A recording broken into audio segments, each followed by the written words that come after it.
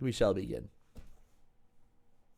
Actually, I heard G is busy making some popcorn, so we'll just linger here a little bit longer. Just a little bit longer. Oh, I can smell her popcorn, though. Excuse me. I'm doing a stretch. Oh, I feel like there's not enough coffee in the world right now. Okay. Well, Chapter 5 of Journey to the West. Disrupting the Peach Festival, the great sage steals elixir. With revolt in heaven, many gods would seize the fiend. That seemed harder to say than I meant to. Now, we must tell you that the great sage, after all, was a monkey monster. In truth, he had no knowledge of his title or rank. Ooh. Well, I'm sorry to hear that. I think like it does a refresh every several minutes, but I try to start a little bit before the appointed time. If you show up, I don't know if there's some other way I can message you. I'll do that too. He had no knowledge of his title or rank, nor did he care for the size of his salary. He did nothing but place his name on the register. At his official residence, he was cared for night and day by the attending officials of the two departments. His sole concern was to eat 3 meals a day and to sleep soundly at night. And that, I think, is an ambitious goal. A noble goal. Having neither duties nor worries, he was free and content to tour the mansions and meet friends, to make new acquaintances and form new alliances at his leisure. When he met the 3 pure ones, he addressed them as Your Reverence, and when he ran into the 4 Thearchs, he would say, Your Majesty. And I don't know if that's shocking or not. I have no clue. So if somebody has some idea as to what that means. Japanese peach candy. As for the 9 luminaries, the generals of the 5 quarters, the 28 constellations, the 4 Devarajas, the 12 horary branches, the 5 elders of the 5 regions, the star spirits of the entire heaven, and the numerous gods of the Milky Way, he called them all brother and treated them in a fraternal manner. Today he toured the east, and tomorrow he wandered west. Going and coming on the clouds, he had no specific itinerary. Oh, I wasn't wondering at the term. I was wondering as to whether treating the pure ones as your reverence or not was rude. Early one morning, when the Jade Emperor was holding court, the Taoist immortal Shu Jingyang stepped from the ranks and went forward to memorialize, kowtowing. The great sage, equal to heaven, has no duties at present and merely dawdles away his time. He has become quite chummy with the various stars and constellations of heaven, calling them his friends regardless of whether they are his superiors or subordinates, and I fear that his idleness may lead to roguery.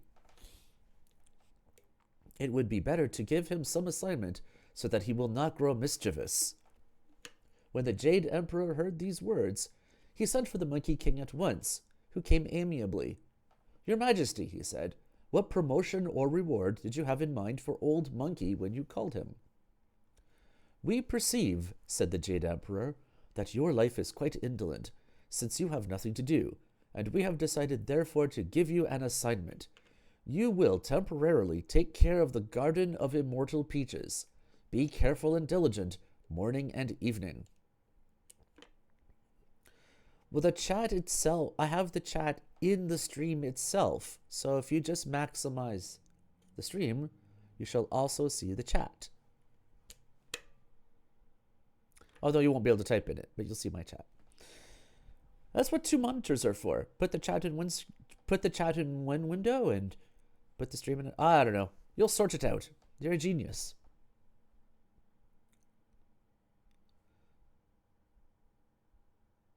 Okay. Yeah. Be careful and diligent morning. Okay. Delighted, the great sage bowed deeply and grunted his gratitude as he withdrew.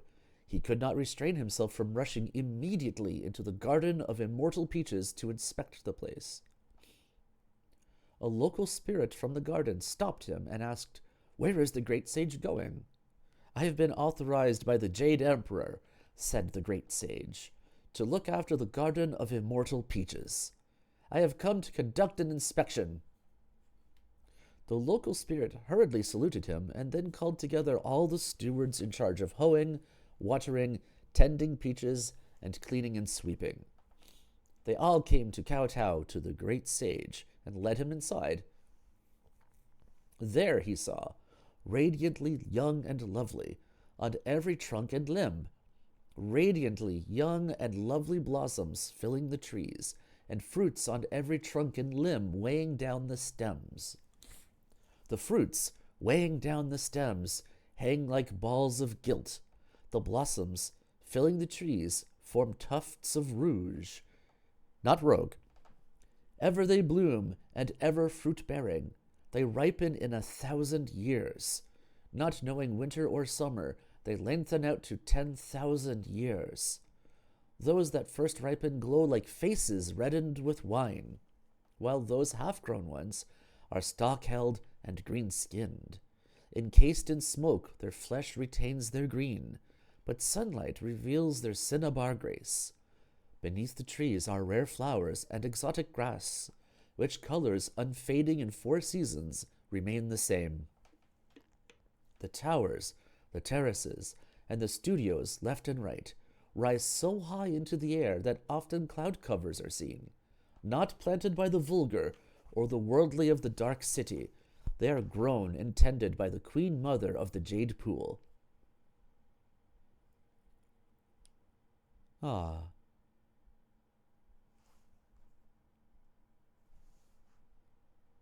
Uh-oh, are you having some technical difficulties there?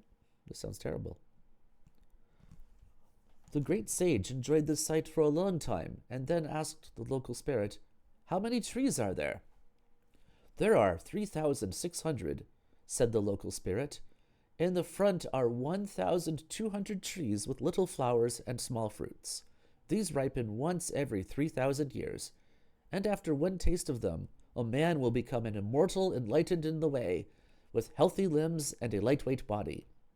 And this beats the heck out of studying for years, doesn't it? In the middle are 1,200 trees of layered flowers and sweet fruits. They ripen once every 6,000 years. If a man eats them, he will ascend to heaven with the mist and never grow old. At the back are 1,200 trees with fruits of purple veins and pale yellow pits. These ripen once every 9,000 years and, if eaten, will make a man's age equal to that of heaven and earth, the sun and the moon. Highly pleased by these words, the great sage that very day made thorough inspection of the trees and a listing of the arbors and pavilions before returning to his residence. From then on, he would go there to enjoy the scenery once every 3 or 4 days. He no longer consorted with his friends, nor did he take any more trips.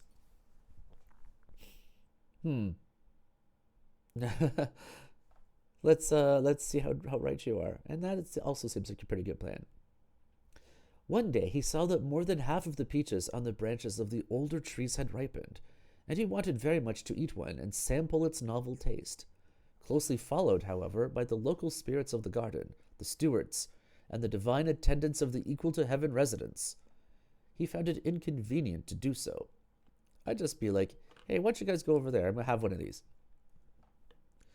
He therefore devised a plan on the spur of the moment and said to them, "Why don't you all wait for me outside and let me rest a while in this arbor?" The various immortals withdrew accordingly. That monkey king then took off his cap and robe and climbed up onto a big tree. He selected the large peaches that were thoroughly ripened and, plucking many of them, ate to his heart's content right on the branches. Only after he had his fill did he jump down from the tree. Pinning back his cap and donning his robe, he called for his train of followers to return to the residence. After 2 or 3 days, he used the same device to steal peaches to gratify himself once again. So you were right on the very same page. And his plan was go away and leave me alone with these peaches. And nobody's going to be all like, hey, why are the peaches missing? I'm sure. One day, the Lady Queen Mother decided to open wide her treasure chamber and to give a banquet for the grand festival of immortal peaches, which was to be held in the palace of the Jasper Pool. She ordered the various immortal maidens, red gown, blue gown, white gown, black gown, purple gown, yellow gown, and green gown, to go with their flower baskets to the garden of immortal peaches and pick the fruits for the festival. The 7 maidens went to the gate of the garden and found it guarded by the local spirit, the stewards, and the ministers from the 2 departments of the Equal to Heaven residents. The girls approached them, saying, "We have been ordered by the Queen Mother to pick some peaches for our banquet." "Divine maidens," said the local spirit, "please wait a moment. This year is not quite the same as last year. The Jade Emperor has put in charge here the great sage, Equal to Heaven, and we must report to him before we are allowed to open the gate." Or if they get stains on their clothes. "Where is the great sage?" asked the maidens. "He is in the garden," said the local spirit. "Because he is tired, he is sleeping alone in the arbor." "If that's the case," said the maidens, "let us go and find him, for we cannot be late." The local spirits went into the garden with them. They found their way to the arbor, but saw no one. Only the cap and the robe were left in the arbor. But there was no person to be seen. The great sage, you see, had played for a while and eaten a number of peaches. He had then changed himself into a figure only 2 inches high and, perching on the branch of a large tree, had fallen asleep under the cover of thick leaves. "Since we came by imperial decree," said the 7-gown immortal maidens, "how can we return empty-handed, even though we cannot locate the great sage?" One of the divine officials said from the side, "Since the divine maidens have come by decree, they should wait no longer. Our great sage has a habit of wandering off somewhere, and he must have left the garden to meet his friends. Go and pick your peaches now, and we shall report the matter for you." The immortal maidens followed his suggestion and went into the grove to pick their peaches. They gathered 2 basketfuls from the trees in the front and filled 3 more baskets from the trees in the middle. When they went to the trees at the back of the grove, they found that the flowers were sparse and the fruits scanty. Only a few peaches with hairy stems and green skins were left, for the fact is that the Monkey King had eaten all the ripe ones. Looking this way and that, the 7 immortal maidens found on a branch pointing southward 1 single peach that was half white and half red. The blue-gown maiden pulled the branch down with her hand, and the red-gown maiden, after plucking the fruit, let the branch snap back up into its position. This was the very branch on which the transformed great sage was sleeping. Startled by her, the great sage revealed his true form and whipped out from his ear the golden hooped rod. One wave, and it had the thickness of a rice bowl. "From what region have you come, monsters?" he cried, "that you have the gall to steal my peaches?" Terrified, the 7 immortal maidens knelt down together and pleaded, "Let the great sage calm himself. We are not monsters, but the 7-gown immortal maidens sent by the Lady Queen Mother to pluck the fruits needed for the grand festival of immortal peaches. When the treasure chamber is opened wide, we just came here and first saw the local spirit of the garden, who could not find the great sage. Fearing that we might be delayed in fulfilling the command of the Queen Mother, we did not wait for the great sage, but proceeded to pluck the peaches. We beg you to forgive us." When the great sage heard these words, his anger changed to delight. "Please arise, divine maidens," he said. "Who is invited to the banquet when the Queen Mother opens wide her treasure chamber?" He's also avaricious. "The last festival had its own set of rules," said the immortal maidens, "and those invited were the Buddha, the Bodhisattvas, the holy monks, and the Arhats of the Western Heaven, Kuan Yin from the South Pole, the Holy Emperor of Great Mercy of the East, the immortals of 10 continents and 3 islands, the Dark Spirit of the North Pole, the Great Immortal of the Yellow Horn from the Imperial Center, These were the elders from the 5 quarters. In addition, there were the star spirits of the 5 poles, the 3 pure ones, the 4 diva kings, the heavenly diva of the great monad, and the rest from the upper 8 caves. Excuse me. From the middle 8 caves, there were the Jade Emperor, the 9 heroes, the immortals of the sea and mountains, and from the lower 8 caves, there were the Pope of Darkness, and the terrestrial immortals.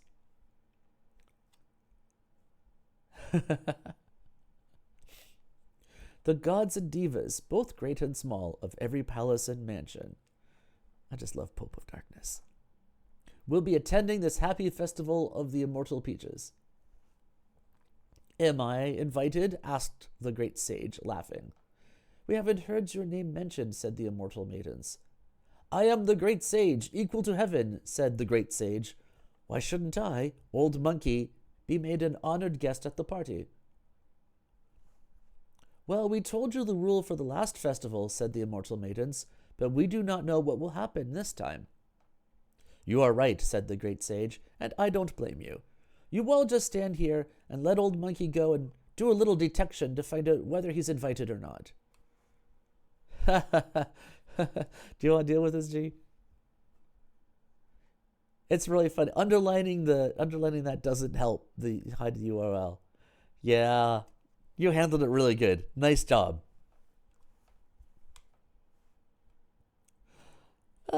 Dear great sage. He made a magic sign and recited a spell, saying to the various immortal maidens, Stay, stay, stay. This was the magic of immobilization, the effect of which was that the 7 gown immortal maidens all stood wide-eyed and transfixed beneath the peach trees. Leaping out of the garden, the great sage mounted his hollowed cloud and headed straight for the Jasper pool. I think it actually was that. The king of the underworld had like a religious leader. I think it was the Pope. The Pope of the underworld. What is an anti-mage anyway? Is that just like a normal guy? You just banned normal guy 34. As he journeyed, he saw over there a sky full of holy mist with sparkling light, and 5 colored clouds passing ceaselessly. The cries of white cranes pierced the ninefold heaven. Purple fungi bloomed through 1,000 leaves. Right in this midst an immortal appeared, with a natural fair face and manner distinct. His spirit glowed like a dancing rainbow. A list of no birth or death hung from his waist. His name, the great immortal of naked feet. Attending the peaches feast, he'd lengthen his age. That great immortal of naked feet ran right into the great sage, who, his head bowed, was just devising a plan to deceive the real immortal. Since he wanted to go in secret to the festival, he asked, Where is the venerable wisdom going? The great immortal said, On the kind invitation of the Queen Mother, I am going to the happy festival of immortal peaches. The venerable wisdom has not yet learned of what I'm about to say, said the great sage. Because of the speed of my cloud somersault, the Jade Emperor has sent Old Monkey out to all 5 thoroughfares to invite people to go first to the Hall of Perfect Light for a rehearsal of ceremonies before attending the banquet.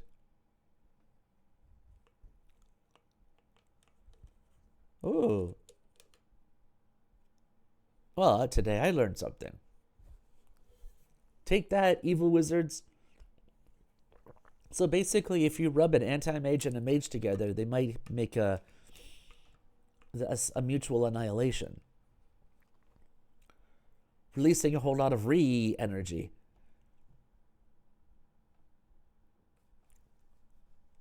Being a sincere and honest man, the great immortal took the lie for the truth, though he protested.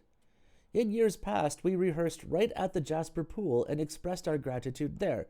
Why do we have to go to the Hall of Perfect Light for rehearsal this time before attending the banquet? Nonetheless, he had no choice but to change the direction of his hallowed cloud and go straight to the hall. Treading the cloud, the great sage recited a spell and, with one shake of his body, changed into the form of the great immortal of naked feet. It did not take him very long before he reached the treasure chamber. So he's of the 34th type of anti-mage, by the way. Hopefully that gives more useful detail. He stopped his cloud and walked softly inside. There he found swirling waves of ambrosial fragrance, dense layers of holy mist, a jade terrace decked with ornaments, a chamber full of the life force, ethereal shapes of the phoenix soaring and the argus rising, and undulant forms of gold blossoms with stems of jade. Set upon there were the screen of 9 phoenixes in twilight, the beacon mound of 8 treasures and purple mist, a table inlaid with 5-color gold, and a green jade pot of 1,000 flowers.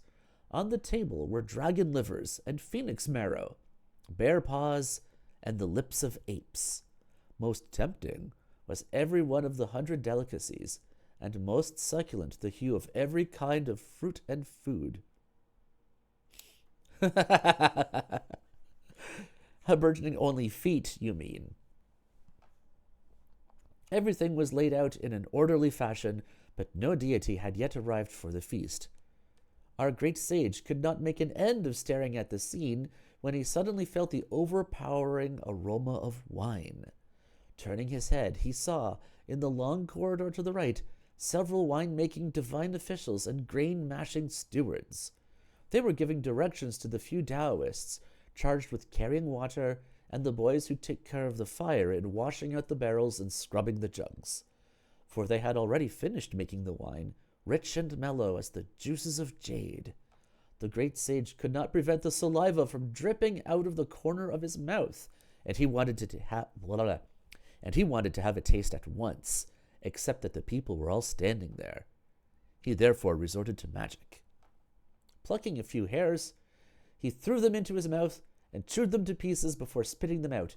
He recited a spell and cried, "Change!" They changed into many sleep-inducing insects, which landed on the people's faces. Look at them! How their hands grew weak, their heads droop, and their eyelids sink down. They dropped their activities and all fell sound asleep. The great sage then took some of the rare delicacies and the choicest dainties and ran into the corridor. Standing beside the jars and leaning on the barrels, he abandoned himself to drinking.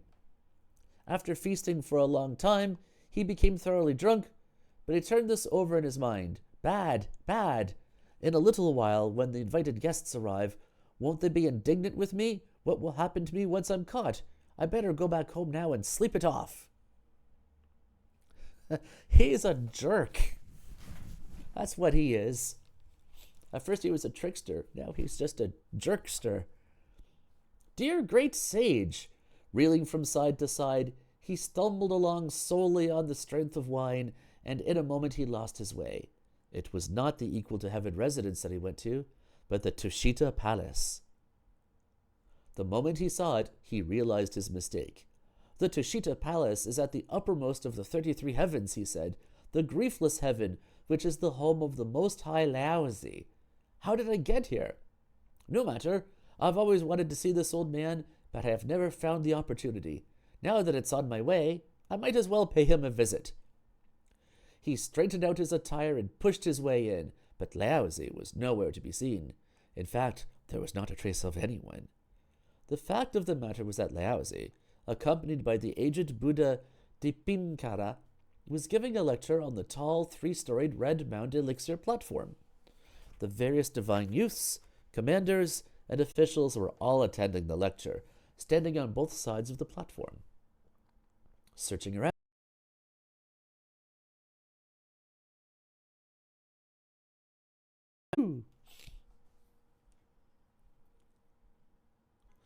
oh, I'm going to have to chop that bit out. Gosh almighty. That's annoying. Okay. Searching around, our great sage went all the way to the alchemical room. He found no one, but saw fire burning in an oven beside the hearth, and around around the oven were 5 gourds in which finished elixir was stored. "This thing is the greatest treasure of immortals," said the great sage happily. Well, somebody just makes fun of me in uppercase letters, mew, mew, mew. D'oven la cuisine, eh? Okay. "This thing is the greatest treasure of the immortals," said the great sage happily. "Since Old Monkey has understood the way and comprehended the mystery of the internal's identity with the external, I have also wanted to produce some golden elixir on my own to benefit people. While I have been too busy at other times even to think about going home to enjoy myself, good fortune has met me at the door today and presented me with this. As long as Laozi is not around, I'll take a few tablets and try the taste of something new." He poured out the contents of all the gourds and ate them like fried beans. In a moment, the effect of the elixir had dispelled that of the wine, and he again thought to himself, "Bad, bad! I have brought on myself calamity greater than heaven. If the Jade Emperor has knowledge of this, it'll be difficult to preserve my life. Go, go, go! I'll go back to the region below to be a king." He ran out of the Tushita Palace and, avoiding the former way, left by the West Heaven Gate, making himself invisible by the magic of body concealment. Lowering the direction of his cloud, he returned to the Flower Fruit Mountain. There, he was greeted by flashing banners and shining spears, for the 4 mighty commanders and the monster kings of 72 caves were engaging in a military exercise. "Little ones," the great sage called out loudly, "I have returned." Like fried beans. Yeah, those beans with the little bits of that was something else, wasn't it? Nummy. The name of that thing is literally 3 something something blade. blade. Anyway. The monsters dropped their weapons and knelt down, saying, "Great sage, what laxity of mind! You left us for so long and did not even once visit us to see how we were doing." "It's not that long," said the great sage. "It's not that long." They walked as they talked and went deep inside the cave dwelling. After sweeping the place clean and preparing a place for him to rest, and after kowtowing and doing homage, the 4 mighty commanders said, "The great sage has been living for over a century in heaven. May we ask what appointment he actually received?"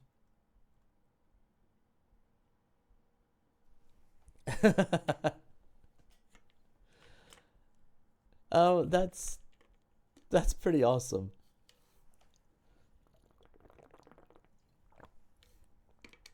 So it could be like Stud Muffin.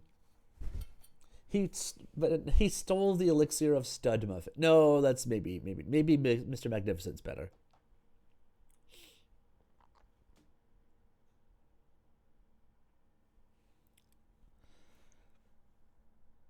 I mean, maybe there was a bit of satire in here, but, we also had, in a previous reading, it was discussing yellow sperms, and it turns out that the correct translation was yellow grapes.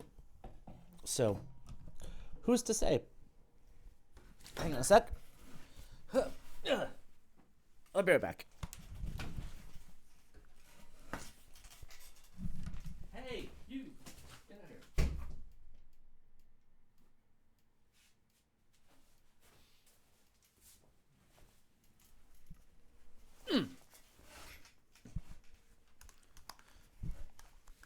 here. Yeah, they like that corner. You're very diligent with wording them off, so they like to sit on that one corner where you can't get at them. Usually they kind of look in the window and just gonna go, yeah, right? But this one had his back turned to me. So I had to go up and, get his attention. Okay.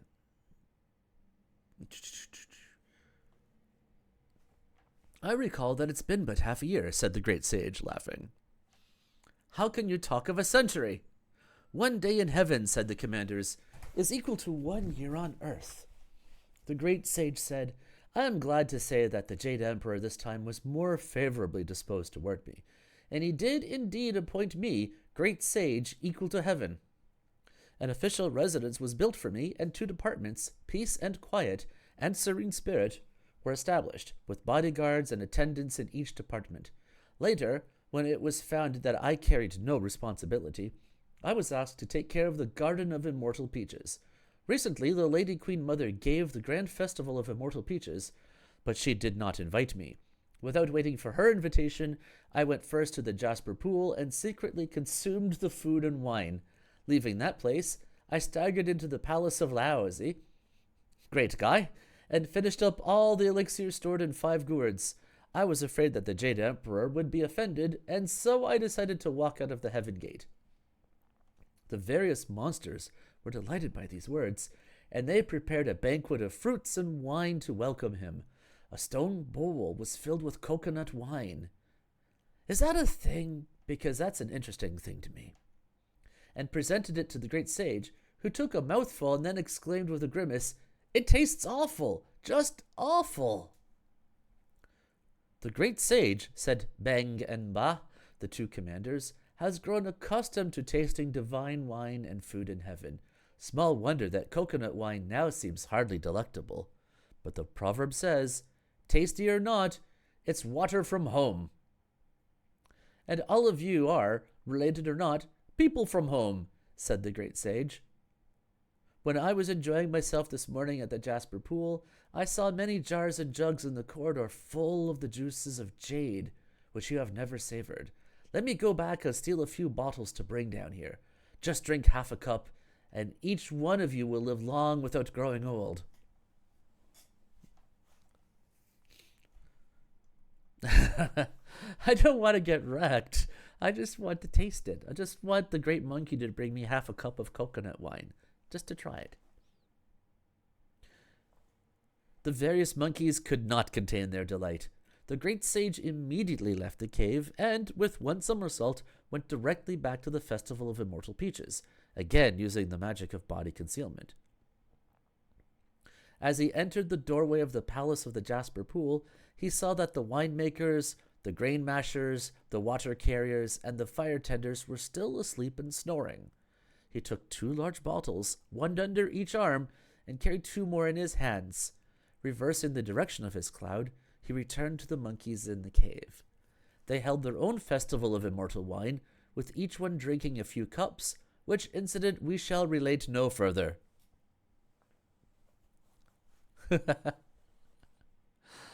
Well, if you're going to go for it, go for it. That's the thing. If you steal $1,000 and you get caught, it's a tragedy. If you steal $1,000 million and get caught, it's somebody else's tragedy.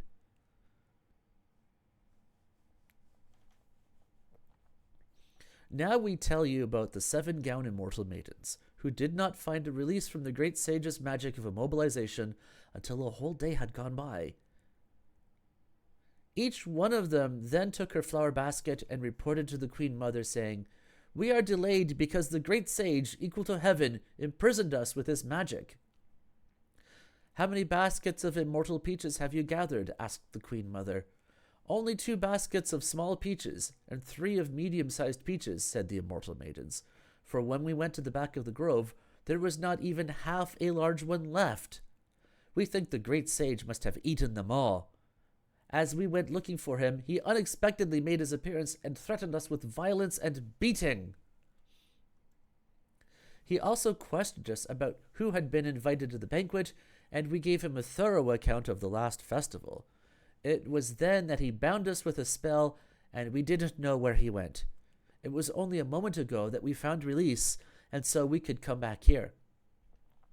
When the Queen Mother heard these words, she went immediately to the Jade Emperor and presented him with a full account of what had taken place. Before she finished speaking, the group of winemakers, together with the various divine officials, also came to report. "Someone unknown to us has vandalized the Festival of Immortal Peaches.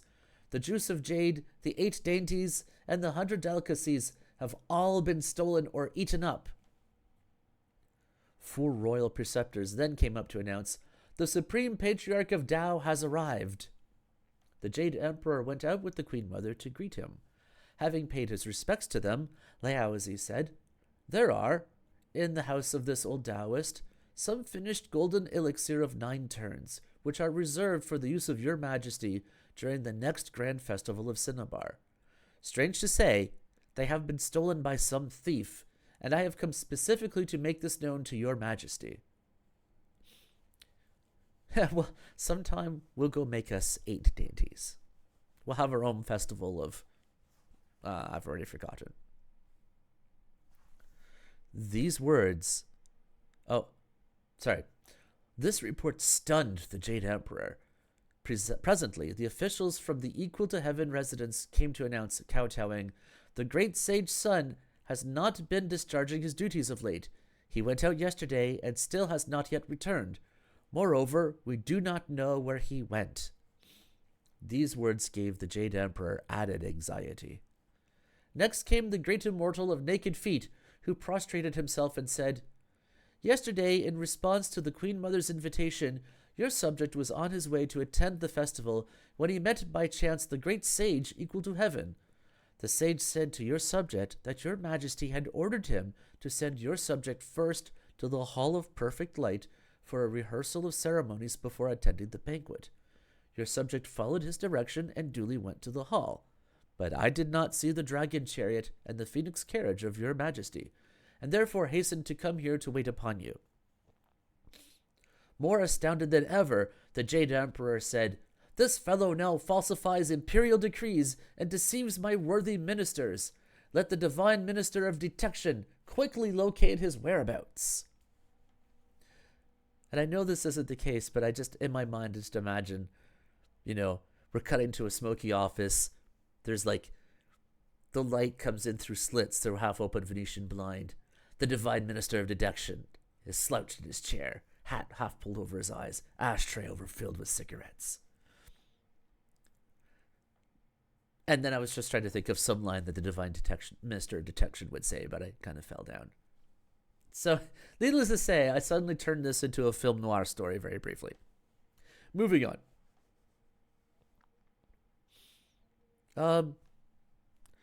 I'll go with your... I'm going to read what's written, but your explanation makes sense to me. I mean, I will admit to you, Madras, I don't know really much of anything about what I'm reading. The minister received his order and left the palace to make a thorough investigation. After obtaining all the details, he returned presently to report, "The person who has so profoundly disturbed heaven is none other than the great sage Equal to Heaven. Of all the tea shops and the night markets in town, the dame had to walk in mine."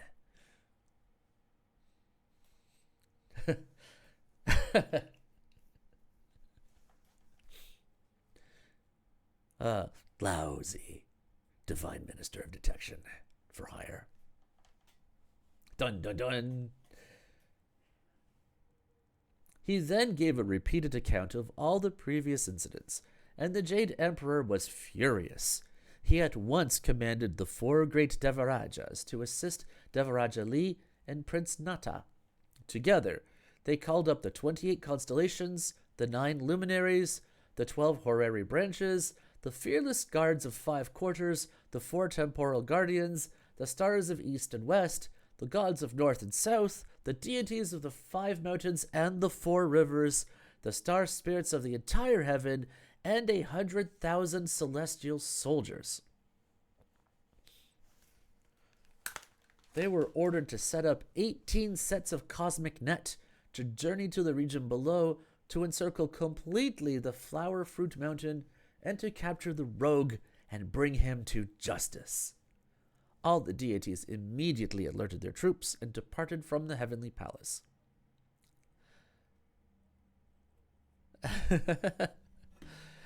Actually, all this is very uncharitable to this story. It gives me a slight vibe of Dirty Dough. Hey, sup? Ain't much? What's going on? Not a whole lot. Here's 3 more paragraphs of how nothing is going on. But then it is going on. And then he travels over to Chicago and then murders a bunch of people. And then he meets Stank. Hey, Stank, what's up? Anyway.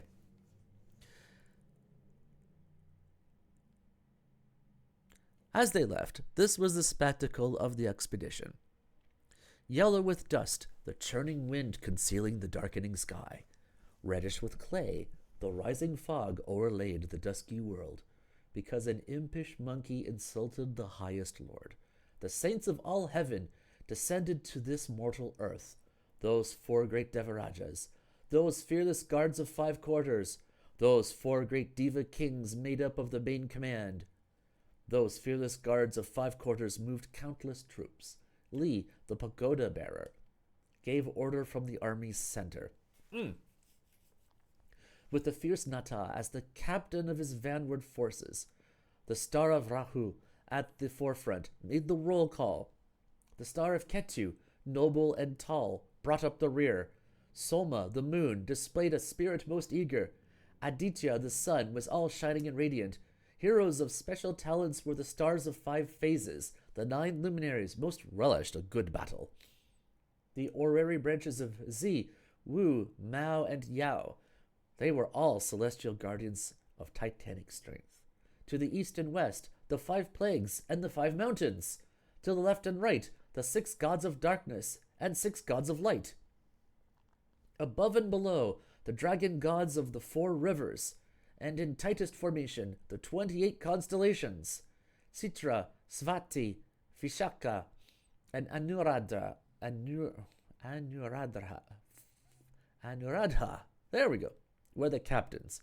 Revati, Asvini, Abhabarani, and Kartika knew combat well. Ichara, Asadha, Abhijit, Saravana, Saravista, Purva, Prastrapada, Uttara, Prastrapada.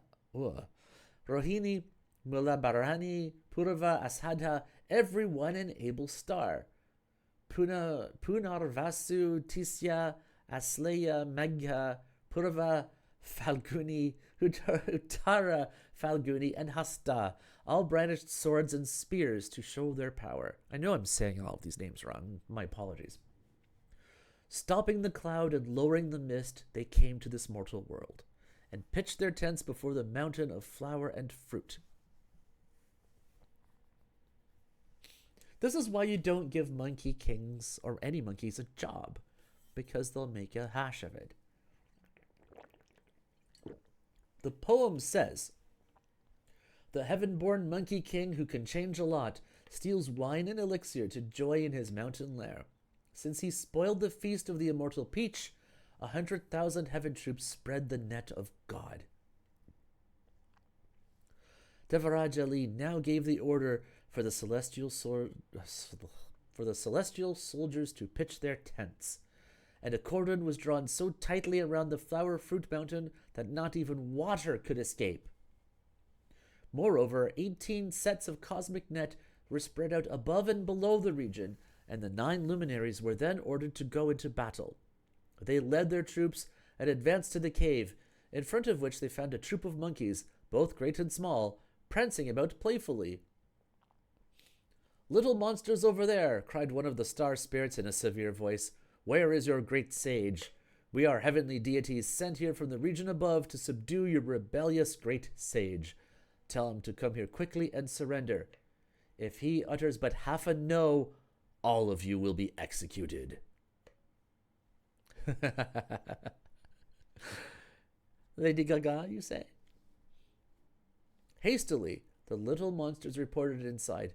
"Great sage, disaster, disaster! Outside, there are 9 savage deities who claim that they were sent from the region above to subdue the great sage." Our great sage was just sharing the heavenly wine with the 4 commanders and the monster kings of 72 caves. Hearing this announcement, he said in a most nonchalant manner, "If you have wine today, get drunk today. Mind not the troubles in front of your door." Scarcely had he uttered this proverb when another group of imps came leaping and said, "Those 9 savage gods are trying to provoke battle with foul words and nasty language." "Don't listen to them," said the great sage, laughing.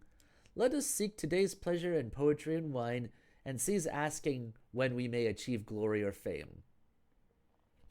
Hardly had he finished speaking when still another flock of imps arrived to report, "Father, those 9 savage gods have broken down the door and are about to fight their way in." "These reckless, witless gods," said the great sage angrily. "They really have no manners. I was not about to quarrel with them. Why are they abusing me to my face?" He gave the order for the one-horned demon king to lead the monster kings of 72 caves to battle, adding that old monkey and the 4 mighty commanders would follow in the rear. And not fight, probably. The demon king swiftly led his troop of ogres to go out to fight, but they were ambushed by the 9 luminaries and pinned down right at the head of the sheet iron bridge. At the height of the melee, the great sage arrived. "Oh, I'm wrong." "Make way!" he yelled, whipping out his iron rod. One wave of it, and it was as thick as a rice bowl and about 12 feet long. The great sage plunged into battle, and none of the 9 luminaries dared oppose him. In a moment, they were all beaten back. When they regrouped themselves again in battle formation, the 9 luminaries stood still and said, "You senseless band-horse plague! You are guilty of the 10 evils." 10 evils? Yeah, actually, this is important to know. How big is a rice bowl? "You senseless band-horse plague! You are guilty of the 10 evils. You first stole peaches and then wine, utterly disrupting the grand festival of immortal peaches. You also robbed Laozi of his immortal elixir, and then you had the gall to plunder the imperial winery for your personal enjoyment. Don't you realize that you have piled up sin upon sin?" "Indeed," said the great sage, "these several incidents did occur. But what do you intend to do now?" The 9 luminaries said, "We received the golden decree of the Jade Emperor to lead our troops here to subdue you. Submit at once, and spare these creatures from being slaughtered. If not, we shall level this mountain and overturn this cave." "How great is your magical power, silly gods," retorted the great sage angrily, "that you dare to mouth such foolhardy words? Don't go away. Have a taste of old monkey's rod." The 9 luminaries mounted a joint attack, but the handsome Monkey King was not in the least intimidated. He wielded his golden hooped rod, parrying left and right, and fought the 9 luminaries until they were thoroughly exhausted. Every one of them turned around and fled, his weapons trailing behind him. Running into the tent at the center of their army, they said to the pagoda bearer Devaraja, "That Monkey King is indeed an intrepid warrior. We cannot withstand him, and have returned defeated." Devaraja then ordered the 4 great Devarajas, Devaraja Li, then ordered the 4 great Devarajas and the 20 constellations to go out together to do battle. Without displaying the slightest panic, the great sage also ordered the one-horned demon king, the monster kings of 72 caves, and the 4 mighty commanders to range themselves in battle formation in front of the cave. Look at this all-out battle! It was truly terrifying, with the cold, soughing wind, the dark, dreadful fog. On one side, the colorful banners fluttered. On the other, lances and halberds glimmered. There were row upon row of shining helmets, and coat upon coat of gleaming armor. Row upon row of helmets shining in the sun resembled silver bells whose chimes echoed in the sky. Coat upon coat of gleaming armor rising cliff-like in layers seemed like glaciers crushing the earth. The giant scimitars flew and flashed like lightning. The mulberry-white spears could pierce even mist and cloud. The cross-like halberds and tiger eyelashes were arranged like thick rows of hemp. The green swords of bronze and 4-sided shovels crowded together like trees in a dense forest. Curved bows, crossbows, and stout arrows with eagle plumes, short staffs, and snake-like lances, all could kill or maim. That compliant rod, which the great sage owned, kept tossing and turning in this battle with gods. They fought till the air was rid of birds flying by. Wolves and tigers were driven from within the mount. The planet was darkened by hurling rocks and stones, and the cosmos be dimmed by flying dust and dirt. The clamor and clangor disturbed heaven and earth. The scrap and scuffle alarmed both demons and gods. Yeah, sometimes, though, you gotta really chastise somebody. Beginning with the battle formation at dawn, they fought until the sun sank down behind the western hills. The one-horned demon king and the monster kings of 72 caves were all taken captive by the forces of heaven. Those who escaped were the four mighty commanders and the troop of monkeys, who hid themselves deep inside Water Curtain Cave. With his single rod, the great sage withstood in midair the four great Devarajas, Li the pagoda bearer, and Prince Nata, and battled with them for a long time. When he saw that evening was approaching, the great sage plucked a handful of hairs, threw them into his mouth, and chewed them into pieces. He spat them out, crying, "Change!" They changed at once into many thousands of great sages, each employing a golden-hooped rod. They beat back Prince Nata and defeated the 5 Devarajas. In triumph, the great sage collected back his hairs and hurried back to his cave. Soon, at the head of the sheet iron bridge, he was met by the 4 mighty commanders leading the rest of the monkeys. As they kowtowed to receive him, they cried 3 times, sobbing aloud, and then they laughed 3 times, hee-heeing and ho-hoing. The great sage said, "Why do you all laugh and cry when you see me?" "When we fought with the Deva kings this morning," said the 4 mighty commanders, "the monster kings of 72 caves and the one-horned demon king were all taken captive by the gods. We were the only ones who managed to escape alive, and that is why we cried. Now that we see that the great sage has returned unharmed and triumphant, and so we laugh as well." "Victory and defeat," said the great sage, "are the common experiences of a soldier. The ancient proverb says, 'You may kill 10,000 of your enemies, but you will lose 3,000 of your allies.' Moreover, those chieftains who have been captured are tigers and leopards, wolves and insects, badgers and foxes, and the like. Not a single member of our own kind has been hurt. Why then should we be disconsolate? Although our adversaries have been beaten back by my magic of body division, they are still encamped at the foot of our mountain. Let us be most vigilant, therefore, in our defense. Have a good meal, rest well, and conserve your energy. When morning comes, watch me perform a great magic and capture some of these generals from heaven so that our comrades may be avenged." I wasn't going to say, I wasn't going to quite go that far with it. It's really more like, I still got mine, so up yours. The 4 mighty commanders drank a few bowls of coconut wine with the host of monkeys and went to sleep peacefully. We shall speak no more of them. When those 4 Devarajas retired their troops and stopped their fighting, each one of the heavenly commanders came to report his accomplishment. There were those who had captured lions and elephants, and those who had apprehended wolves, crawling creatures, and foxes. Not a single monkey monster, however, had been seized. The camp was then secured, a great tent was pitched, and those commanders with meritorious services were rewarded. The soldiers in charge of the cosmic nets were ordered to carry bells and were given passwords. They encircled the Flower Fruit Mountain to await the great battle of the next day, and each soldier everywhere diligently kept his watch. So this is the situation. The fiendish monkey riots through heaven and earth, but the net spreads open, ready night and day. We do not know what took place after the next morning. Let's listen to the explanation in the next chapter. Coincidentally enough, here's the next chapter. Chapter 6. Guan Yin, attending the banquet, inquires into the cause the little sage. Whoa, hang on. That's actually 2 separate things. Let me try that again. Guan Yin, attending the banquet, inquires into the cause. The little sage, exerting his power, subdues the great sage. Ooh.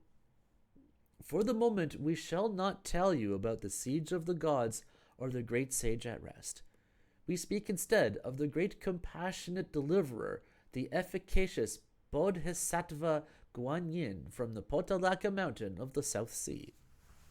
Invited by the Lady Queen Mother to attend the grand festival of immortal peaches, she arrived at the treasure chamber of the Jasper Pool with her senior disciple, Huiyan.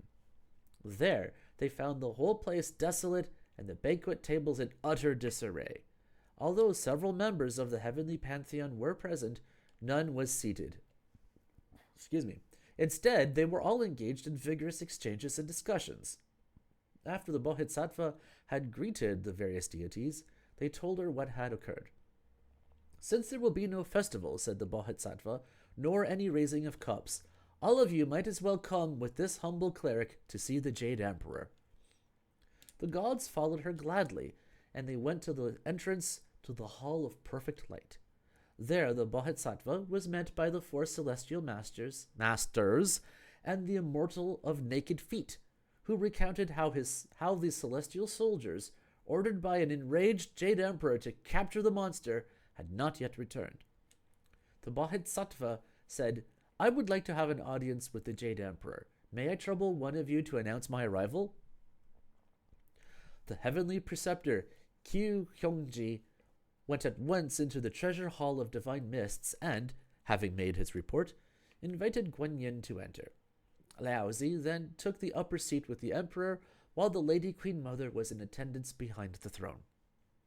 The Bodhisattva led the crowd inside. After paying homage to the Jade Emperor, they also saluted Laozi and the Queen Mother. When each of them was seated, she asked, How is the grand festival of immortal peaches? Every year when the festival has been given, said the Jade Emperor, we have thoroughly enjoyed ourselves. This year it had been completely ruined by a baneful monkey, leaving us with nothing but an invitation to disappointment. Yeah, there's really not a lot of screen changes going on, so I don't know. Hopefully your connection resolves itself soon, Montreth. Where did this baneful monkey come from? Asked the Bodhisattva. He was born of a stone egg on top of the flower fruit mountain of the Aolai country of the East Purva-Videha continent, said the Jade Emperor. At the moment of his birth, 2 beams of golden light flashed immediately from his eyes, reaching as far as the palace of the pole star. We did not think much of that, but he later became a monster, subduing the dragon and taming the tiger, as well as eradicating his name from the register of death. When the dragon kings and the kings of the underworld brought the matter to our attention, we wanted to capture him. The Star of Long Life, however, observed that all the beings of the 3 regions that possessed the 9 apertures could attain immortality. We therefore decided to educate and nurture the talented monkey and summoned him to the region above.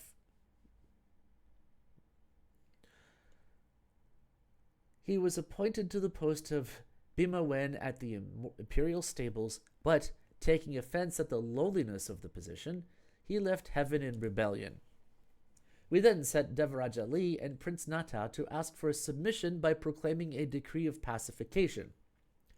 He was brought again to the region above and was appointed the great sage, equal to heaven, a rank without compensation. Since he had nothing to do but to wander east and west, we feared that he might cause further trouble, so he was asked to look after the garden of immortal peaches. But he broke the law and ate all the large peaches from the oldest trees. By then the banquet was about to be given. As a person without salary, he was, of course, not invited. Nonetheless, he plotted to deceive the immortal of naked feet and managed to snake into the banquet by assuming the immortal's appearance. He finished off all the divine wine and food, after which he also stole Laozi's elixir and took away a considerable quantity of imperial wine for the enjoyment of his mountain monkeys. Those reindeer, I'm shaking my fist at the reindeer right now. Our mind has been sorely vexed by this, and we therefore sent 100,000 celestial soldiers with cosmic nets to capture him. We haven't yet received today's report on how the battle is faring.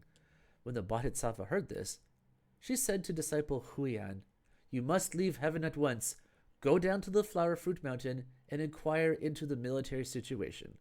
If the enemy is engaged, you can lend your assistance. In any event, you must bring back a factual report.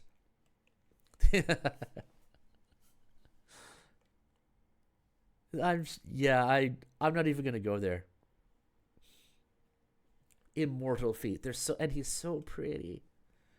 The disciple Huian straightened out his attire and mounted the cloud to leave the palace, an iron rod in his hand.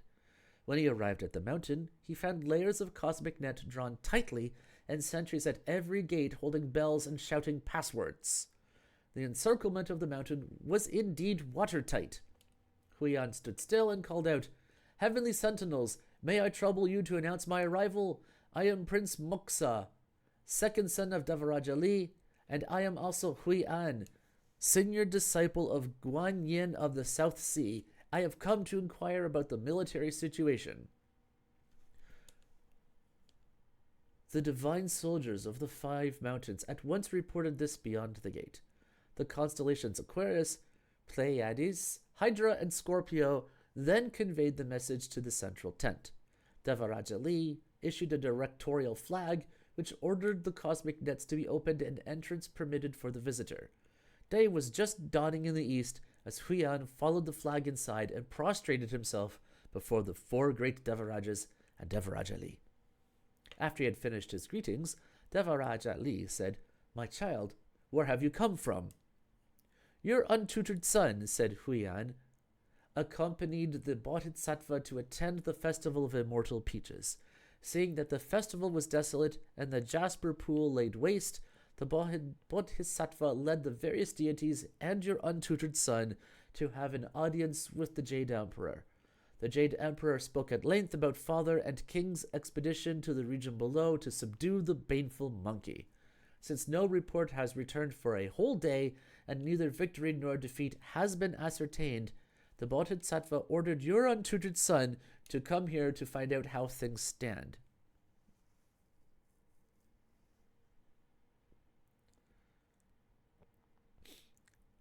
She did seem very important, but she could just go pop by and talk to the emperor and all.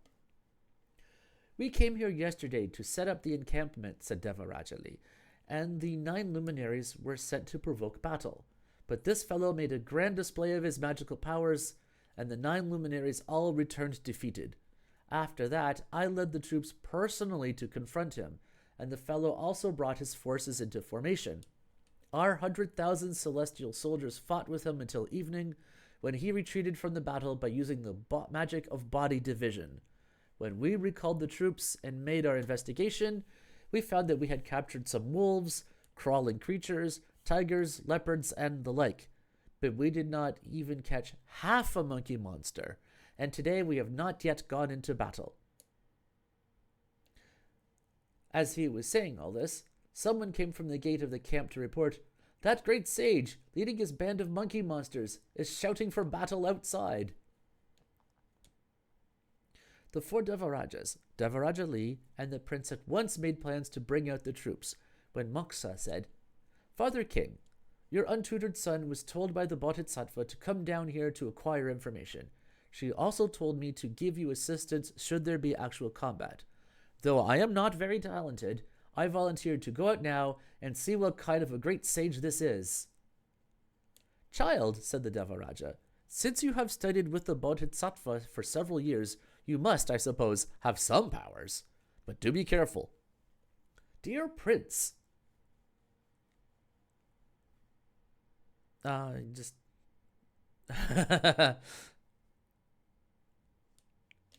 so that puts what, just reading what you said, that puts an entertaining and unusual spin on "Who's your daddy?"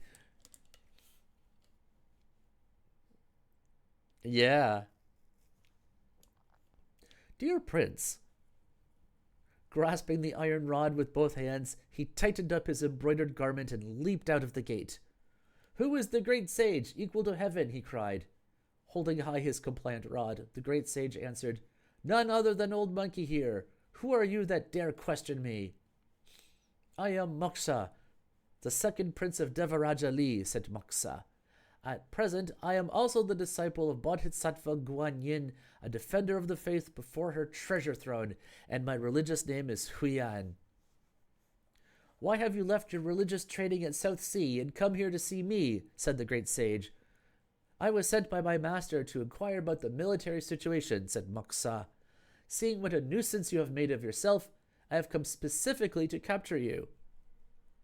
You dare to talk so big, said the great sage. But don't run away. Have a taste of old monkey's rod. The slogan makes me very slightly uncomfortable. I think it's also just a show of humility. Myself. It's just like, he's a student, but he keeps calling himself untutored, so he's like, compared to you, I am but a fool, or something. Moxa was not at all frightened, and met his opponent squarely with his own iron rod. The two of them fought before the gate of the camp at Mid-Mountain, and what a magnificent battle they fought! Though one rod is pitted against another, the iron's quite different. Though this weapon couples with the other, the persons are not the same. This one's called the Great Sage, a wayward primordial god. The other is Guanyin's disciple, a true hero and proud. The all-iron rod has been pounded 1,000 times, made by 6 gods of darkness and 6 gods of light. The compliant rod sets the depths of heaven's river, a thing divine ruling the oceans with magic might. The two of them in meeting have found their match. Back and forth they battle in endless rounds. From this one the rod of stealthy hands, savage and fierce. Around the waist stabs and jabs swiftly as the wind. From the other the rod, doubling as a spear, driving and relentless. Lets up not a moment, its parrying left and right. On this side the banners flare and flutter. On the other the war drums roll and rattle. 10,000 celestial fighters circle round and round. The monkey monsters of a whole cave stand in rows and rows. Weird fog and dark clouds spread throughout the earth. The fume and smoke of battle reach even heaven's home. Yesterday's battle was something to behold. Still more violent is the contest today. Envy the truly able Monkey King. Moxa's beaten. He is fleeing for his life.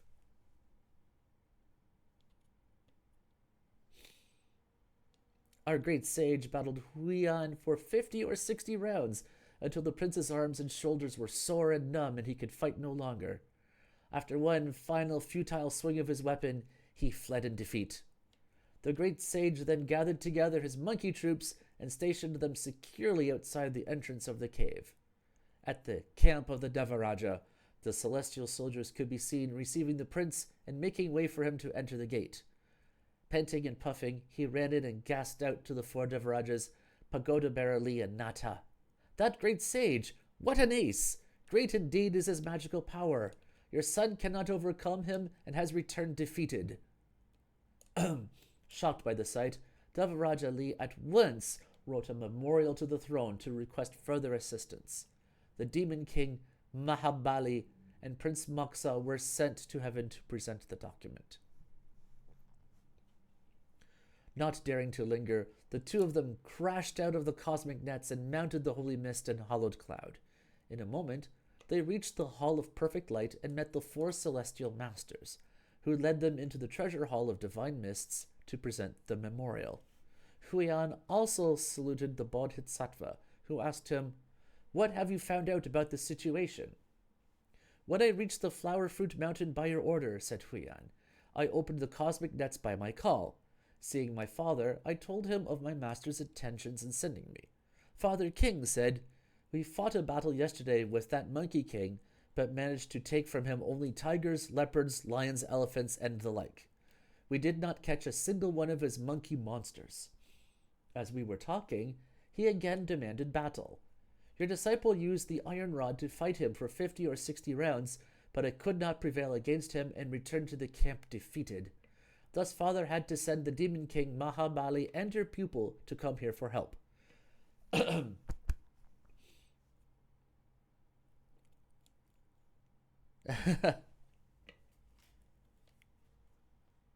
Ah, I didn't take it as a lulzy thing, but again, you weren't talking to me. The Bodhisattva bowed her head and pondered. We now tell you about the Jade Emperor, who opened the memorial and found a message asking for assistance. This is rather absurd, he said, laughing. Is this monkey monster such a wizard that not even 100,000 soldiers from heaven can vanquish him? Devaraj Ali is again asking for help. What division of divine warriors can we send to assist him? Sorry. I need a... Where do we put that? I need this throat lozenge. One moment.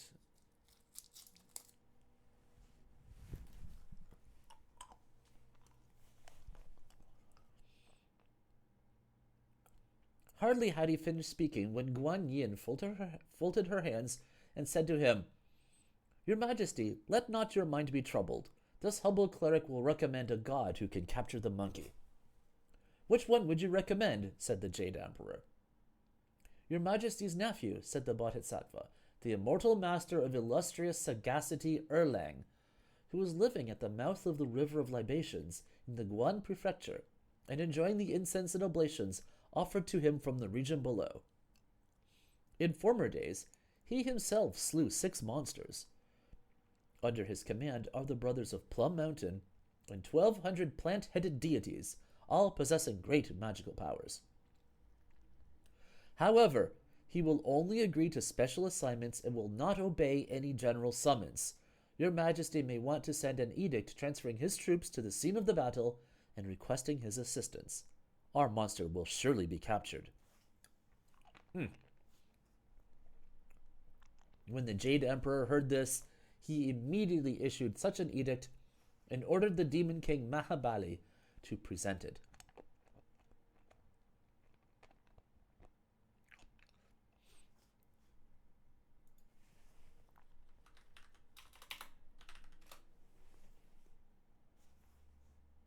I had to try it, I'm sorry. There's some context behind that I don't understand. Maybe you can tell me at some point. I had to try. I mean, I've told I tell people that if you make a UI with a great big red "Don't press this" button, it's probably the first thing that people will press. You can tell people not to do something, they will do it. Having received the edict, the Demon King mounted a cloud and went straight to the mouth of the River of Libations. It took him less than half an hour to reach the temple of the Immortal Master. Ha ha! I've been foiled. Immediately, the demon magistrates guarding the doors made this report inside. There is a master from heaven outside who has arrived with an edict in his hand. Erlang and his brothers came out to receive the edict, which was read before burning incense. The edict said, The great sage, equal to heaven, a monstrous monkey from the Flower Fruit Mountains, is in revolt. At the palace he stole peaches, wine, and elixir, and disrupted the grand festival of immortal peaches. 100,000 heavenly soldiers with 18 sets of cosmic nets were dispatched to surround the mountain and capture him, but victory has not yet been secured. We therefore make the special request of our worthy nephew and his sworn brothers to go to the Flower Fruit Mountain and assist in destroying this monster. Following your success will be lofty elevation and abundant reward.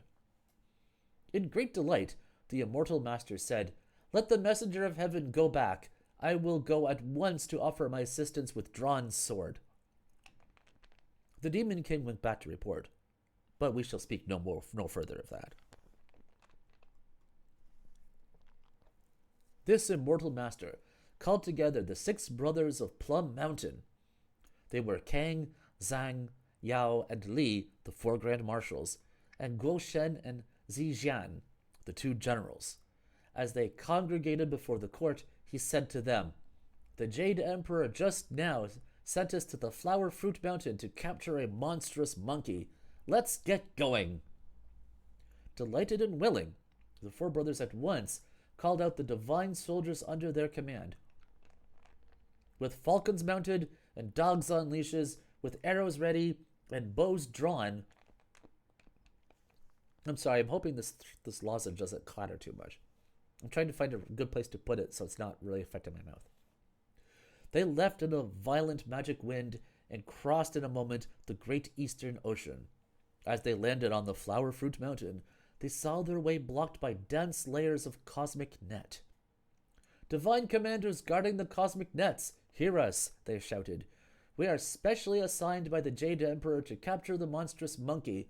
Open the gate of your camp quickly and let us through."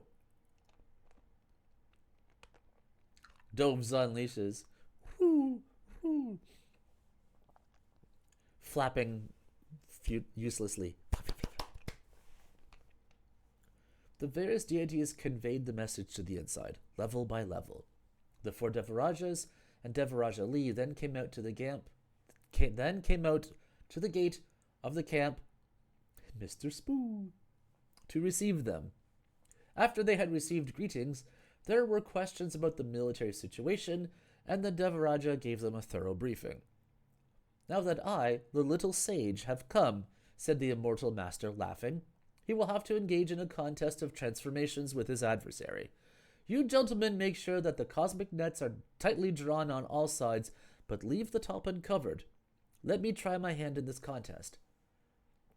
If I lose, you gentlemen need not come to my assistance, for my own brothers will be there to support me. If I win, you gentlemen will not be needed in tying him up either. My own brothers will take care of that.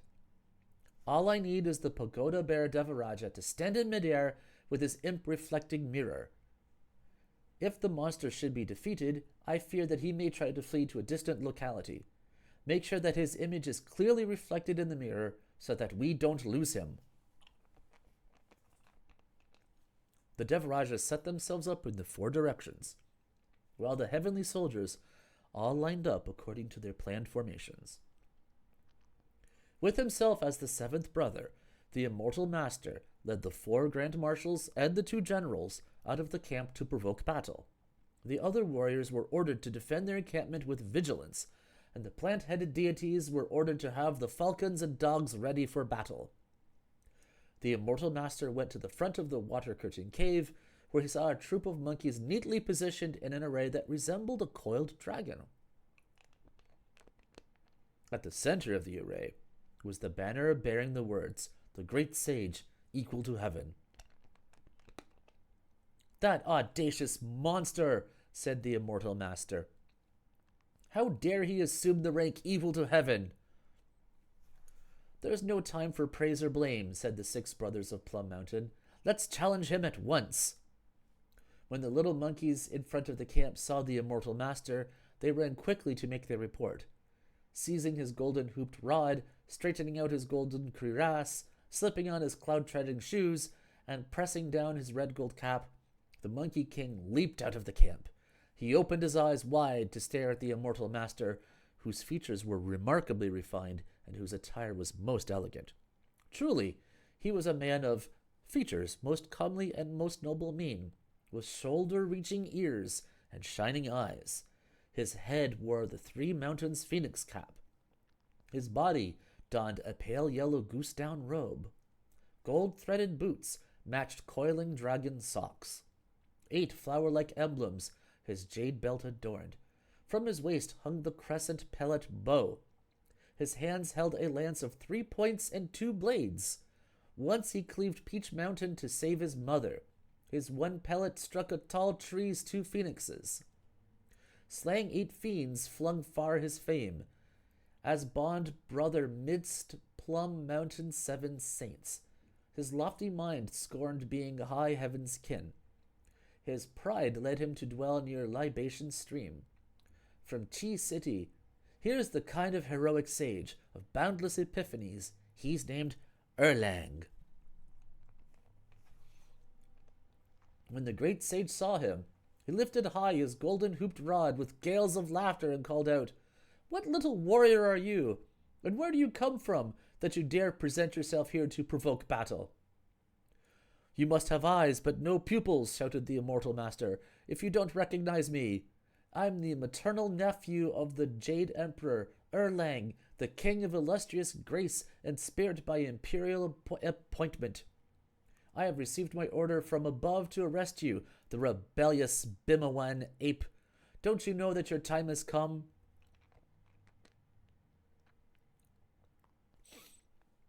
Yeah, from what I remember, like, long earlobes is an indicator of wisdom.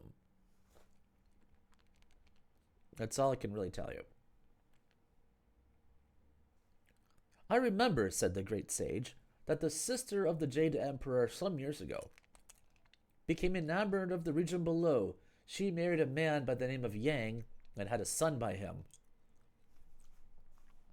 Are you that boy who is reputed to have cleaved open the Peach Mountain with his axe? I would like to rebuke you roundly, but I have no grudge against you. I can hit you with this rod of mine too, but I'd like to spare your life. A little boy like you, why don't you hurry back and ask your 4 Devarajas to come out? When the immortal master heard this, he grew very angry and shouted, Reckless ape! Don't you dare be so insolent! Take a sample of my blade!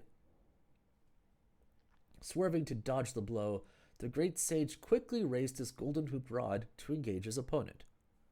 What a fine fight there was between the two of them. Oh, I do not like the thought of earlobe slapping, G. I do not like that at all. Erlang, the god of illustrious kindness, and the great sage equal to heaven. This one, haughty and proud, defied the handsome monkey king. That one, not knowing his man, would crush all stalwart foes. Suddenly these two met, and both desired a match. They had never known which was the better man. Today they learn who's strong and who's weak. The iron rod seemed a flying dragon, and the lance divine, a dancing phoenix. Left and right they struck, attacking both front and back. The Plum Mountain 6 brothers' awesome presence filled one side, while the 4 generals, like Ma and Liu, took command on the other. All worked as one to wave flags and roll drums. All helped the fight by cheers while beating the gong. 2 sharp weapons sought a chance to hurt, but thrusts and parries did not slack one whit. The golden-hooped rod, wonder of the sea, could change and fly to snare a victory. A little lag, and your life is over. A tiny error, and your luck runs out. The immortal master fought the great sage for more than 300 rounds, but the results still could not be determined. The immortal master, therefore, summoned all his magical powers. With a shake, he made his body 100,000 feet tall.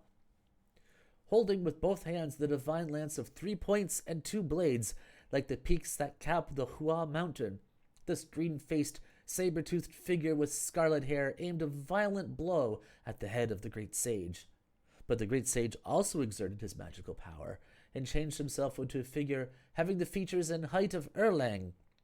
He wielded a compliant golden-hooped rod that resembled the heaven-supporting pillar on top of Mount Kunlun to oppose the god Erlang.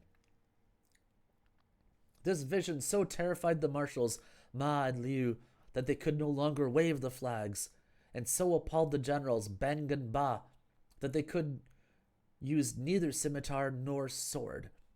On the side of Erlang, the brothers Kang, Zhang, Yao, Li, Guoshan, and Zijian gave the order to the plant-headed deities to let loose the falcons and dogs and to advance upon those monkeys in front of the water curtain cave with mounted arrows and drawn bows. The charge, alas, dispersed the 4 mighty commanders of monkey imps and captured 2,000 or 3,000 numinous fiends. Those monkeys dropped their spears and abandoned their armor, forsook their swords and threw away their lances. They scattered in all directions, running, screaming, scuttling up the mountain, or scrambling back to the cave. It was as if a cat at night had stolen upon resting birds. They darted up as stars to fill the sky. The brothers thus gained a complete victory, of which we shall speak no further. Now, we were telling you about the immortal master and the great sage, who had changed themselves into forms which imitated heaven and earth. As they were doing battle, the great sage suddenly perceived that the monkeys of his camp were put to rout, and his heart grew faint. He changed out of his magic form, turned around, and fled, dragging his rod behind him. When the immortal master saw that he was running away, he chased him with great strides, saying, "Where are you going? Surrender now, and your life will be spared." The great sage did not stop to fight any more, but ran as fast as he could. Near the cave's entrance, he ran right into Kang, Zhang, Yao, and Li, the 4 grand marshals, and Guo Shen and Zijian, the 2 generals, who were at the head of an army blocking his way. "Lawless ape!" they cried. "Where do you think you're going?" Quivering all over, the great sage squeezed his golden-hooped rod back into an embroidery needle and hid it in his ear. With a shake of his body, he changed himself into a small sparrow and flew to perch on top of a tree. In great agitation, the 6 brothers searched all around but could not find him. "We've lost the monkey monster! We've lost the monkey monster!" they all cried. As they were all making that clamor, the immortal master arrived and asked, "Brothers, where did you lose him in the chase?" "We just had him boxed in here," said the gods, "but he simply vanished." Dun dun dun. This isn't ape law. Scanning the place with his phoenix eyes wide open, Erlang at once discovered that the great sage had changed into a small sparrow perched on a tree. He changed out of his magic form and took off his pellet bow. Actually, I wouldn't have minded trying a pellet bow at some point. With a shake of his body, he changed into a sparrowhawk with outstretched wings, ready to attack its prey. When the great sage saw this, he darted up with a flutter of his wings, changing himself into a cormorant. He headed straight for the open sky. When Erlang saw this, he quickly shook his feathers and changed into a huge ocean crane, which could penetrate the clouds to strike with its bill. The great sage therefore lowered his direction, changed into a small fish, and dove into a stream with a splash. Erlang rushed to the edge of the water, but could see no trace of him. He thought to himself, "This simian must have gone into the water and changed himself into a fish, a shrimp, or the like. I'll change again to find him." Excuse me. He duly changed into a fish hawk and skimmed downstream over the waves. After a while, the fish into which the great sage had changed was swimming along with the current. Suddenly he saw a bird that looked like a green kite, though its feathers were not entirely green, like an egret, though it had small feathers, and like an old crane, though its feet were not red. "That must be the transformed Erlang waiting for me," he thought to himself. He swiftly turned round and swam away after releasing a few bubbles. When Erlang saw this, he said, "The fish that released the bubbles looks like a carp, though its tail is not red, like a perch, though there are no patterns on its scale, like a snakefish, though there are no stars on its head, like a bream, though its gills have no bristles. Why does it move away the moment it sees me? It must be the transformed monkey himself." He swooped toward the fish and snapped at it with his beak. The great sage shot out of the water and changed at once into a water snake. He swam towards shore and wriggled into the grass along the bank. When Erlang saw that he had snapped in vain and that a snake had darted away in the water with a splash, he knew that the great sage had changed again.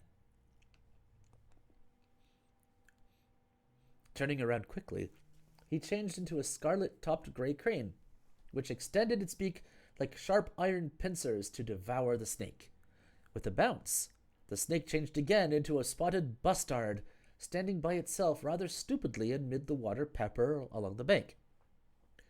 When Erlang saw that the monkey had changed into such a vulgar creature, for the spotted bustard is the basest and most promiscuous of birds, mating indiscriminately with phoenixes, hawks, or crows, he refused to approach him.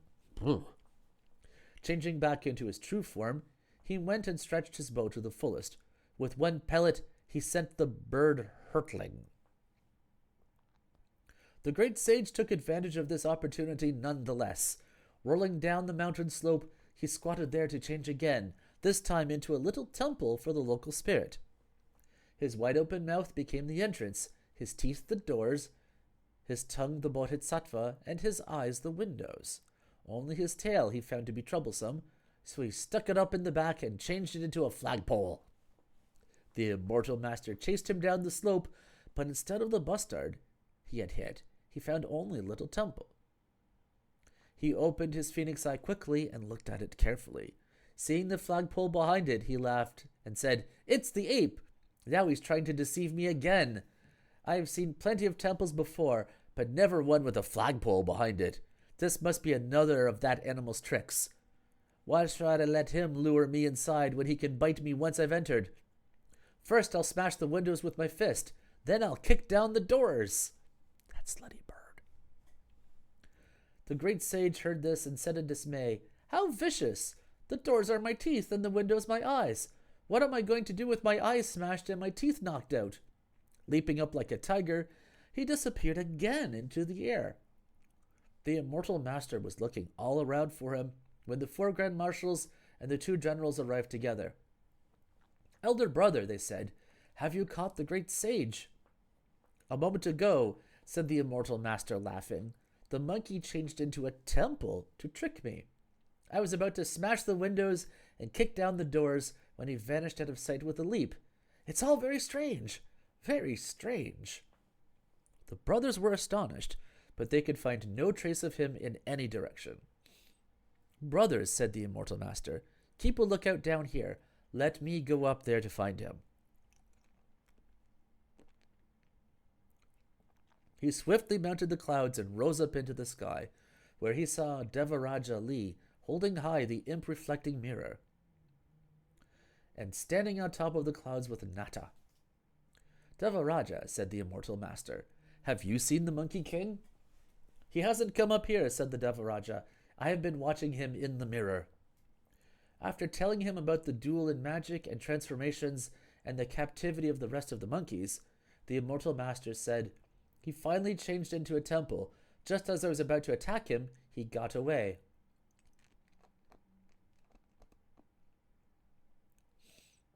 When Devaraja Lee heard these words, he turned the imp-reflecting mirror all the way around once and looked into it. "Immortal master," he said, roaring with laughter. "Go quickly, quickly! That monkey used his magic of body concealment to escape from the cordon, and now he's heading for the mouth of your river of libations." We now tell you about the great sage who had arrived at the mouth of the river of libations. With a shake of his body, he changed into the form of Holy Father Erlang. Lowering the direction of his cloud, he went straight into the temple, and the demon magistrates could not tell that he was not the real Erlang. Every one of them, in fact, kowtowed to receive him. He sat down in the middle and began to examine the various offerings, the 3 kinds of sacrificial meat bought by Li Hu, the votive offerings of Zhang Long, the petition for a son by Zhao Jia, and the request for healing by Qian Bing. As he was looking at these, someone made the report, "Another Holy Father has arrived." The various demon magistrates went quickly to look and were terror-stricken. One and all, the immortal master asked, "Did a so-called great sage equal to heaven come here?" "We haven't seen any great sage," said the demon magistrates, "but another Holy Father is in there examining the offerings." The immortal master crashed through the door. Seeing him, the great sage revealed his true form and said, "There's no need for the little boy to strive any more. Son is now the name of this temple." The immortal master lifted his divine lance of 3 points and 2 blades and struck, but the Monkey King with his agile body was quick to move out of the way. He whipped out that embroidery needle of his and with one wave caused it to take on the thickness of a rice bowl. Rushing forward, he engaged Erlang face to face. Starting at the door of the temple, the 2 combatants fought all the way back to the flower fruit mountain, treading on clouds and mists and shouting insults at each other. The 4 Devarajas and their followers were so startled by their appearance that they stood guard with an even greater vigilance, while the Grand Marshals joined the immortal master to surround the handsome Monkey King. But we shall speak of them no more.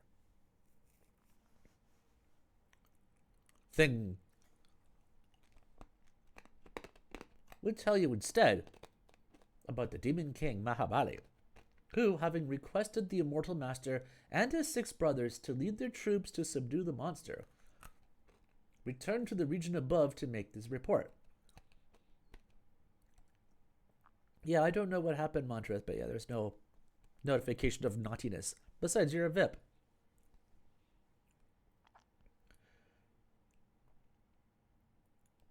Conversing with the Bodhisattva Guanyin, the Queen Mother, and the various divine officials in the Hall of Divine Mists, the Jade Emperor said, "If Erlang has already gone into battle, why has no further report come back today?" Folding her hands, Guanyin said, "Permit this humble cleric to invite your majesty and the Patriarch of Tao to go outside the South Heaven Gate so that you may find out personally how things are faring." "That's a good suggestion," said the Jade Emperor. He had once sent for his imperial carriage and went with the Patriarch, Guanyin, the Queen Mother, and the various divine officials to the South Heaven Gate, where the cortege was met by celestial soldiers and guardians. They opened the gate and peered into the distance. There they saw cosmic nets on every side manned by celestial soldiers. Devaraja Li and Nata in midair holding high the imp-reflecting mirror, and the immortal master and his brothers encircling the great sage in the middle and fighting fiercely. The Bodhisattva opened her mouth and addressed Liao Zi. "What do you think of Erlang, whom this humble cleric recommended? He is certainly powerful enough to have the great sage surrounded, if not yet captured. I shall now help him to achieve his victory and make certain that the enemy will be taken prisoner." "What weapon will the Bodhisattva use?" asked Liao Zi, "and how will you assist him?" "I shall throw down my immaculate vase that I use for holding my willow sprig," said the Bodhisattva. "When it hits that monkey, it will at least knock him over, even if it doesn't kill him. Erlang, the little sage, will then be able to capture him." "That vase of yours," said Liao Zi, "is made of porcelain. It's all right if it hits him on the head, but if it crashed on the iron rod instead, won't it be shattered? You had better not raise your hands. Let me help him win." The Bodhisattva said, "Do you have any weapon?" "I do indeed," said Liao Zi. He rolled up his sleeve and took down from his left arm an armlet, saying, "This is a weapon made of red steel, brought into existence during my preparation of elixir, and fully charged with theurgical forces. It can be made to transform at will. Indestructible by fire or water, it can entrap many things. It's called the Diamond Cutter or the Diamond Snare.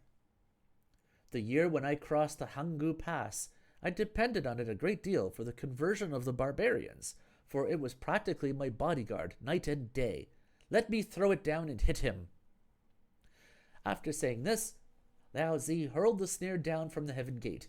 It went tumbling down into the battlefield at the Flower Fruit Mountain and landed smack on the Monkey King's head. The Monkey King was engaged in a bitter struggle with the seven sages and was completely unaware of this weapon, which had dropped from the sky and hit him on the crown of his head. Yeah, it's kind of uncomfortable phrasing, isn't it? No longer able to stand on his feet, he toppled over.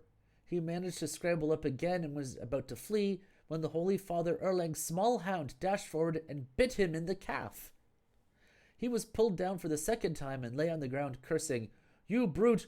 Why don't you go and do your master in, instead of coming to bite old monkey?" Rolling over quickly, he tried to get up, but the seven sages all pounced on him and pinned him down. They bound him with ropes and punctured his breastbone with a knife so that he could transform no further. Liao Zi retrieved his diamond snare and requested the Jade Emperor to return to the Hall of Divine Mists with Guanyin, the Queen Mother, and the rest of the immortals. Down below, the four great Diva kings and Devaraja Li all retired their troops, broke camp, and went forward to congratulate Erlang, saying, "This is indeed a magnificent accomplishment by the little sage." "This has been the great blessing of the heavenly Devas," said the little sage, "and the proper exercise of their divine authority. What have I accomplished?" The brothers Kang, Zhang, Yao, and Li said, "Elder brother need have no further discussion. Let us take this fellow up to the Jade Emperor to see what will be done with him." About 94 more chapters worth, I'd bet. Excuse me again. Worthy brothers. Oh, I'm sorry. "Worthy brothers," said the immortal master, "you may not have a personal audience with the Jade Emperor, because you have not received any divine appointment. Let the celestial guardians take him into custody. I shall go with the Devaraja to the region above to make our report, while all of you make a thorough search of the mountain here. After you have cleaned it out, go back to the river of libations. When I have our deeds recorded and received our rewards, I shall return to celebrate with you." The 4 grand marshals and the 2 generals followed his bidding. The immortal master then mounted the clouds with the rest of the deities, and they began their triumphal journey back to heaven, singing songs of victory all the way. In a little while they reached the outer court of the Hall of Perfect Light, and the heavenly preceptor went forward to memorialize to the throne, saying, "The 4 great Devarajas have captured the monstrous monkey, the great sage, equal to heaven. They await the command of your majesty." The Jade Emperor then gave the order that the Demon King, Mahabali, and the Celestial Guardians take the prisoner to the monster execution block, where he was to be cut to small pieces. Alas, this is what happens to fraud and impudence, now punished by the law. Heroics grand will fade in the briefest time. We do not know what will become of the Monkey King. Let's listen to the explanation in the next chapter, which we will do in 1 week's time. Will the Monkey King survive? Well, I hope so, because there's another 94 chapters, or 93 or thereabouts, to get through. Yeah, I would say yeah. Basically, you do all the work and somebody else takes all the glory. Isn't that the way of the universe?